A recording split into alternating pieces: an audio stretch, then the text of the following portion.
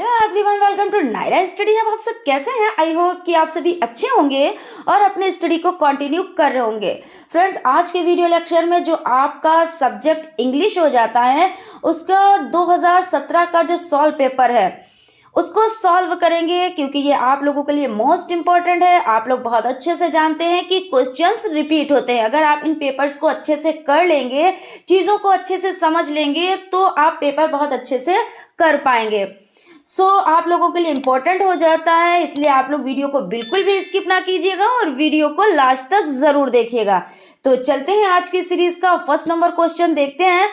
Question आपका जो first number का हो जाता है यानी 1 to 5 वो ऑब्जेक्टिव टाइप क्वेश्चंस होते हैं, और उसके बाद 6 to 11 आपके हो जाते हैं very short answer type questions, और उसके बाद 12 to 18 आपके हो जाते हैं शॉर्ट आंसर टाइप क्वेश्चंस। ठीक है ना? तो इनको serial wise step by step देखेंगे।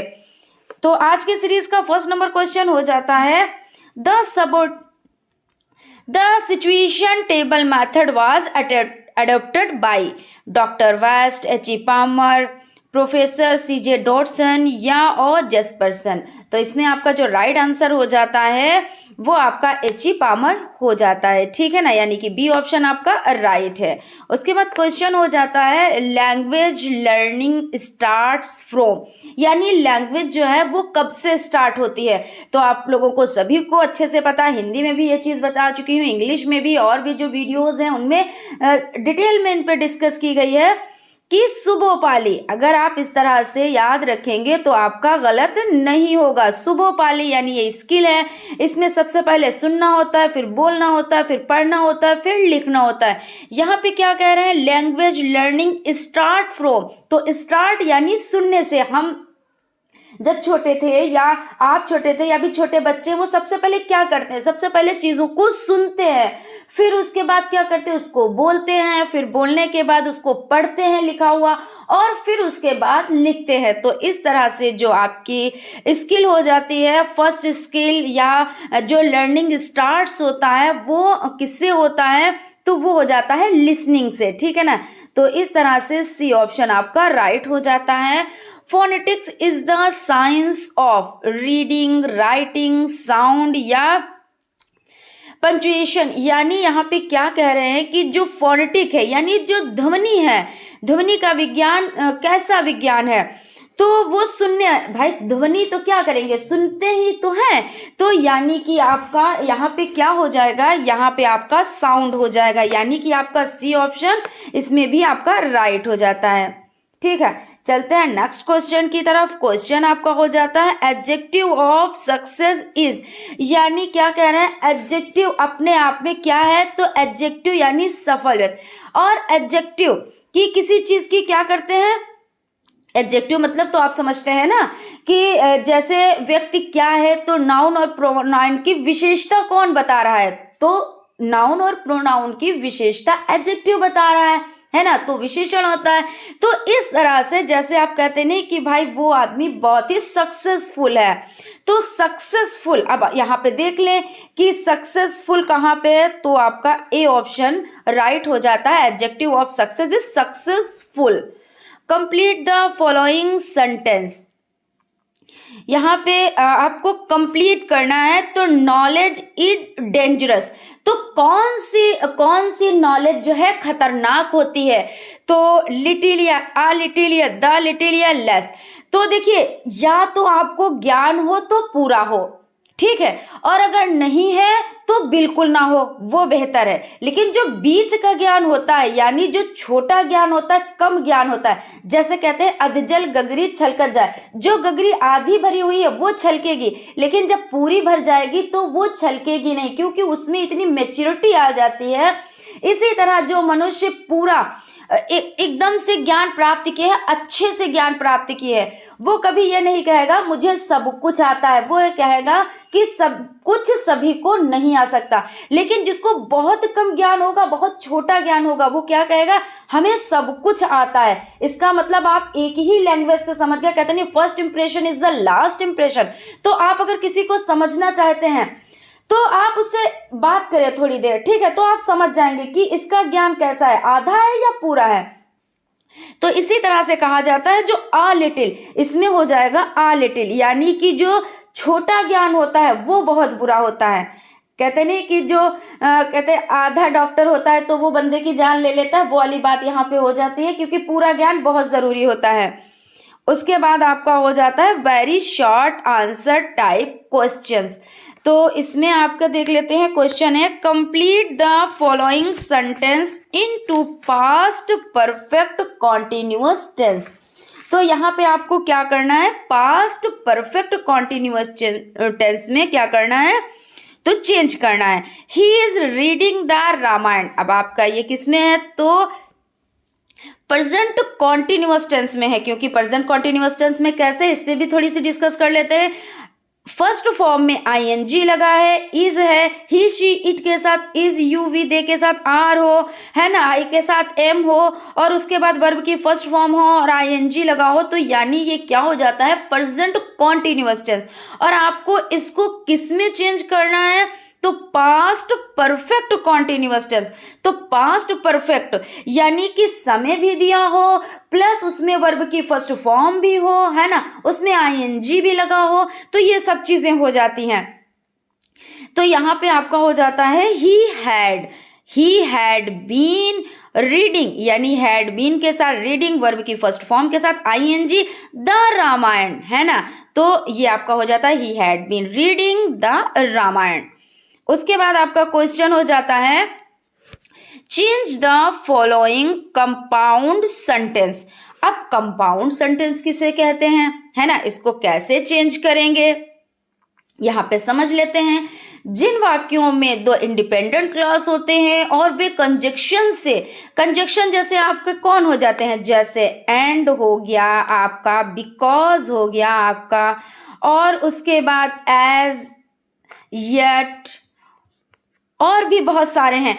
तो ये जब होते हैं और इनका यूज करते हैं तो वो क्या हो जाते हैं, वो कंपाउंड सेंटेंस हो जाते हैं। अब यहाँ पे आपका है besides being rich he is not happy, यानी वो धनी तो है, ही इज नॉट हैप्पी, खुश नहीं है। क्योंकि देखिए पैसा होना अलग चीज है और खुश होना अलग चीज है। क्या गरीब लोग खुश नहीं रहते हैं, और अमीर लोग तो बहुत ज्यादा दुखी रहते हैं, क्योंकि वो किसके चक्कर में रहते हैं, वो 99 के चक्कर में रहते हैं, तो वो कभी खुश ही नहीं हो पाते हैं।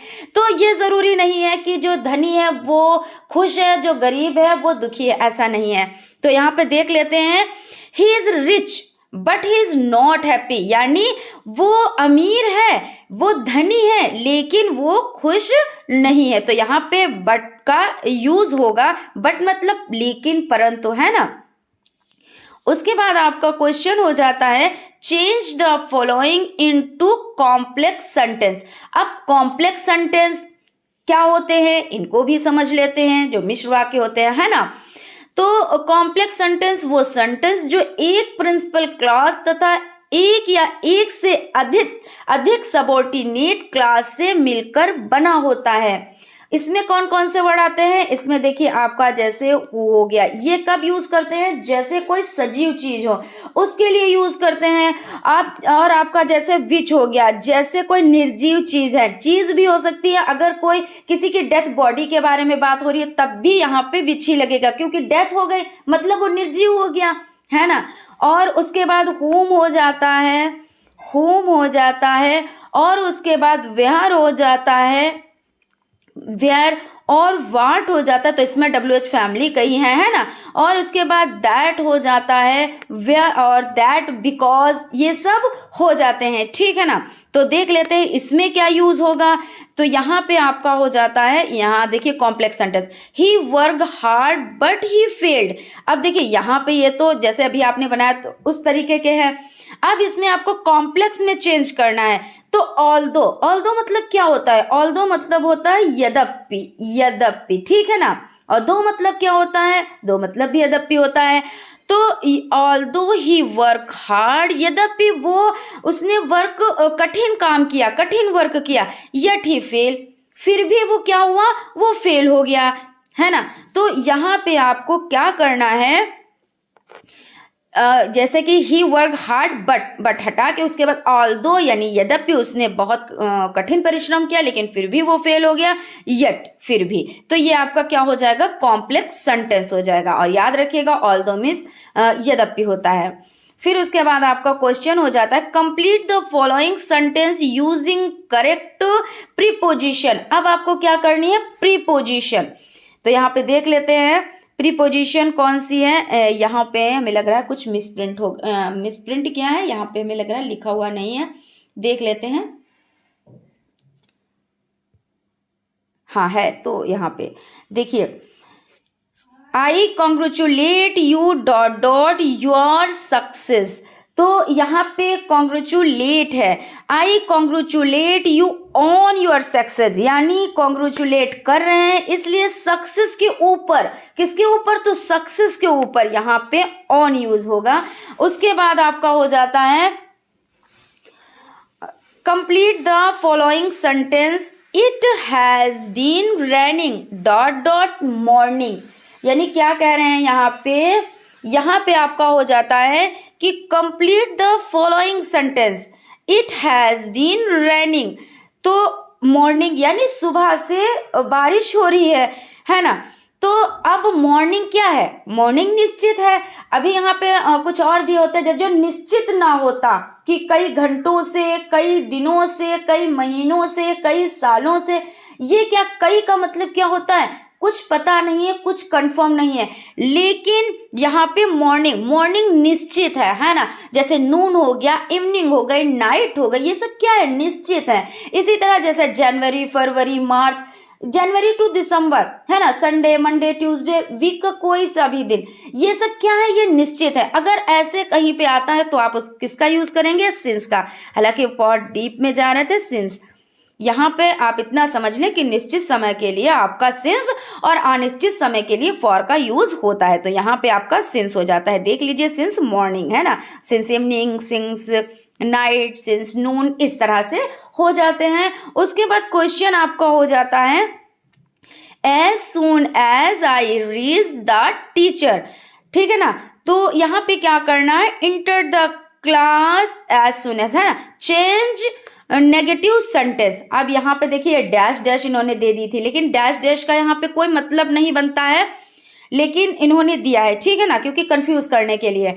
चलिए देख लेते हैं एज सून एज का मतलब इसको जब नेगेटिव में चेंज करते हैं तो नो सूनर कर देते हैं, ठीक है ना। तो यहाँ पे एज सून एज को नो सूनर कर दिया। और उसके बाद यहाँ पे रीच्ड है ना, तो थर्ड फॉर्म है, तो इसको हम किस में तब्दील करेंगे, यानी कि चेंज करेंगे। तो देखिए no sooner had I reached them, reached का रीच्ड ही रहेगा, them the teacher entered the class, इस तरह से आपका हो जाएगा। तो ध्यान रखिएगा एज सून एज को काहे में चेंज करेंगे, तो नो सूनर में चेंज करेंगे। यहां तक आप लोगों के देखिए very short type questions complete हो जाते हैं। अब short answer type questions complete करेंगे। आई होप आप लोगों को सेशन अच्छा लग रहा होगा। अगर सेशन अच्छा लग रहा है तो प्लीज एक लाइक जरूर करें, और अगर अभी तक आप लोगों ने चैनल को सब्सक्राइब नहीं किया है तो प्लीज सब्सक्राइब कर लें और बेल आइकन को भी जरूर प्रेस कर लें, जिससे कोई भी नोटिफिकेशन हो वो आप तक पहुंच सके। क्वेश्चन आपका हो जाता है fill in the blanks with correct conjunction, ठीक है ना। तो यहाँ पे क्या करें, करेक्ट कंजक्शन भरना है। करेक्ट कंजक्शन में आपका क्या हो जाता है, he work hard dot dot he failed. देखिए यहाँ पे क्या है, he work hard he failed.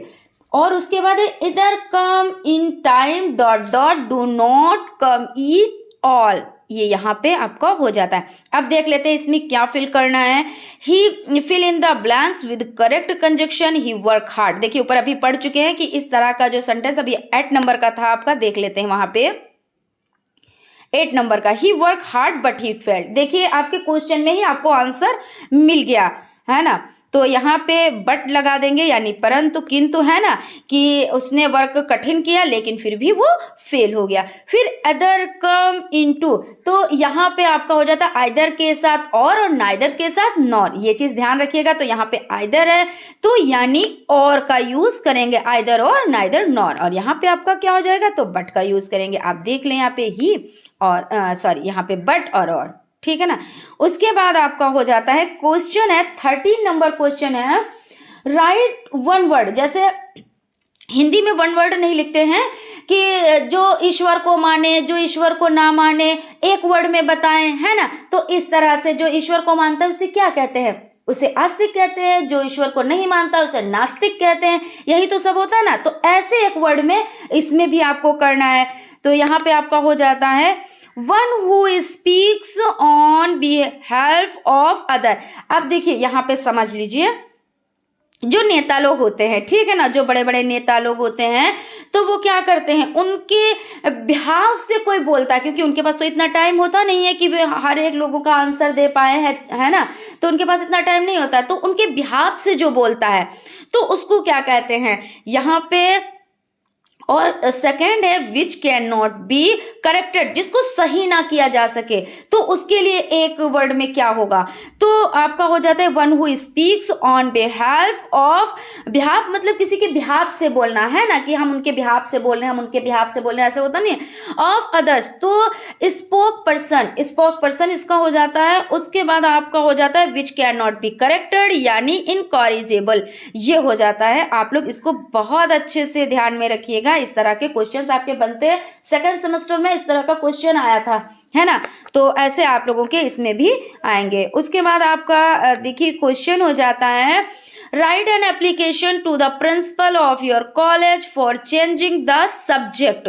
मतलब आपने किसी वजह से, जैसे किसी ऐसा हो जाना हो नहीं जाता है बाय मिस्टेक, या कभी कभी ऐसा होता है कि हमको किसी सब्जेक्ट पे कमांड है, फिर उसके बाद हमें लगा नहीं हमको इस पे नहीं है, हम ये सब्जेक्ट अगर लेंगे तो हमको ज़्यादा हम अच्छे से कर पाएंगे, है ना। तो जब आपको फिर चेंज करना रहेगा, तो जब आप चेंज करेंगे तो आपको क्या करना रहेगा, आपको एप्लीकेशन लिख के देना पड़ेगा, तभी तो आपका चेंज हो पाएगा ना। तो वही ये एप्लीकेशन है। Do not right your name and address, मतलब अपना नाम भी नहीं लिखना है, प्लस आपको अपना एड्रेस भी नहीं लिखना है। ये तो आप लोग बहुत अच्छे से जानते हैं। To the principal Delhi public school, ये आपका आगरा हो जाता है। उसके बाद सब्जेक्ट क्या है, टू चेंज सब्जेक्ट, यानी चेंज सब्जेक्ट के लिए तो हाई है, तो इसलिए to change subject. Sir with due respect I want to request you that I ted geography as a additional subject, but now I find it extremely difficult. I am unable to pull geography, यानी क्या कह रहे हैं कि जो हमने subject ले लिया वो हमको थोड़ा सा टफ लग रहा है, तो हम सब्जेक्ट को चेंज कराना चाहते हैं। I am unable to pull geography, है ना। So I would request to you change my subject from geography to civics, यानी geography से क्या लेना है, इनको civics ले लेना है। I shall be highly obligated to you. You are obediently XYZ, क्योंकि नाम और एड्रेस तो मना किया गया है, तो आप XYZ डालेंगे। चाहे ये हिंदी में इस तरह का क्वेश्चन आ जाए या आपका इंग्लिश में आ जाए, आप यही करेंगे, अपना नाम ना डाल के XYZ आप डाल देंगे, ठीक है ना। Right A composition of pollution in about 30 word. तो अब यहाँ पे क्या कह रहे हैं कि जो पोल्यूशन के बारे में आपको 30 वर्ड लिखने हैं, तो आप लिख दीजिए। Pollution is a state when the hazardous elements increase in the different object of nature.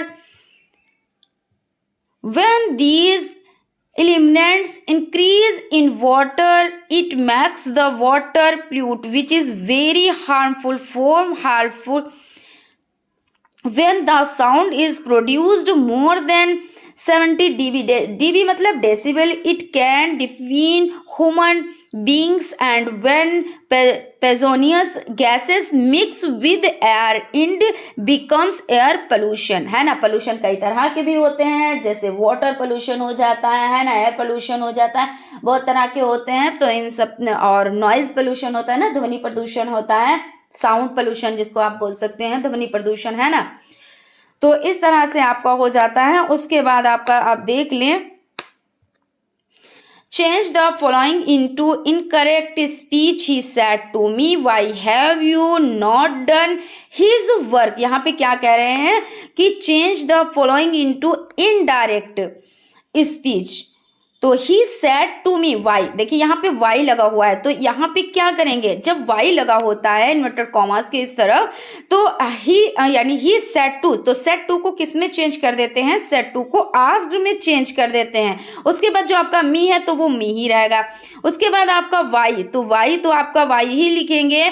फिर उसके बाद आई हैड, हैव को आप किस में चेंज करेंगे, हैड, यू को आई में, है ना, ही आई, तो I had not done the work, है ना, डन द वर्क आपका हो जाता है डन, सॉरी द नहीं होता है, दैट होता है, दैट वर्क। फिर उसके बाद आपका हो जाता है the boy said let us go to play, बच्चे ने किसको किसी को प्रपोज करने खेलने के लिए कह रहे हैं ना, तो the boy said let us go to play, the boys proposed that should go to play, तो यहाँ पे इस तरह से आपका हो जाता है।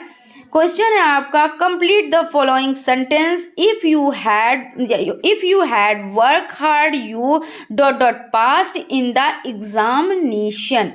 सेकंड आपका हो जाता है, he work hard so that he dot dot pass, तो यहाँ पे आपका हो जाएगा वुड हैव यहाँ पे हो जाएगा, if you that work hard you would have,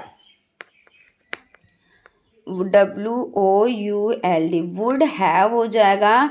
और सेकेंड में he work hard so that he might pass, तो यहाँ पे MIGST माइट पास, ठीक है ना। ये 17 क्वेश्चंस आपके कंप्लीट हो जाते हैं। आपको पता है कि 18 क्वेश्चंस आते हैं टोटल। इसमें 18 नंबर जो क्वेश्चन हो जाता है वो है what do you understand by structural approach. Structural approach के बारे में जान लेते हैं। There is a controversy reading this system whether is sound be considered and approaches or method without and academic discussion is would be suffice to say that since the approach takes a considered from is its application, it may be regarded as a technique of method or method हो जाता है। The structural method is based on the belief that in the teaching of a foreign language, the mystery of structure is more important than the acquisition is vocabulary, and that imitation and difficulties inherent in the study of English can be overcome by giving an intensive drill to the students in the structural pattern। इस तरह से यहाँ पे आपका हो जाता है। I hope आप लोगों को सेशन अच्छा लगा होगा और आप लोगों के लिए बहुत ही इम्पोर्टेंट साबित होगा, आप लोगों को बहुत ज़्यादा हेल्प कराएगा। आप लोग जो ये लॉन्ग आंसर्स है यानी कि आपके शॉर्ट आंसर टाइप क्वेश्चंस में स्ट्रक्चरल अप्रोच हो जाता है, एप्लीकेशन हो जाता है ना, पोल्यूशन के बाद, तो इनको बहुत अच्छे से रट लीजिए, ठीक है ना भाई, रटना तो पड़ेगा ही। हालांकि आप कहोगे कि मैम रटने पे जोर दे रही हैं, तो बिना रटे अगर हम आपसे कह दें कि इसको एक बार आप पढ़ लो और वहाँ जाके लिखोगे तो ये तो हम गलत कहेंगे ना, आपको मिस गाइड कर रहे हैं। तो हम जब आपको गाइड ही कर रहे हैं तो अच्छे से करें, तो आप इसको याद कर लीजिए। एक चीज़ को कई बार लिख लिख के देखिए। ये नहीं है कि इंग्लिश जब भी आप सीखिए तो कैसे सीखिए, इसको लिख के देखिए। जैसे एक बार आपने क्वेश्चन को पढ़ा, फिर उसके बाद आप एक बार देख के लिखिए, फिर उसके बाद एक एक लाइन लिखिए बिना देखे, फिर उसके बाद इस तरह से आप याद करेंगे, लिख लिख के देखेंगे कि तो आपकी कई इंद्रियां काम करती हैं। और जो उंगलियां होती हैं ना, तो वो एक टाइम पे खुद चलने लगती है कि यहाँ पे हमने मीनिंग मिस्टेक किया, वो खुद आपको बताने लगती हैं कि नहीं यहाँ पे कुछ गलत है ना। अगर मैं गलत कहूँ तो आप बताएं, तो ये चीज़ हो जाती है। तो आप लोग इसी तरह से याद कीजिएगा और अच्छे से मार्क्स लाइएगा, क्योंकि अब देखिए बहुत ज़्यादा टाइम नहीं बचा है, किसी भी दिन आपके एग्ज़ाम की डेट आ सकती है ना। तो फ्रेंड्स मिलते हैं क्लास में, तब तक आप लोग अपना ख्याल रखें और स्टडी को कंटिन्यू करें। Thank you.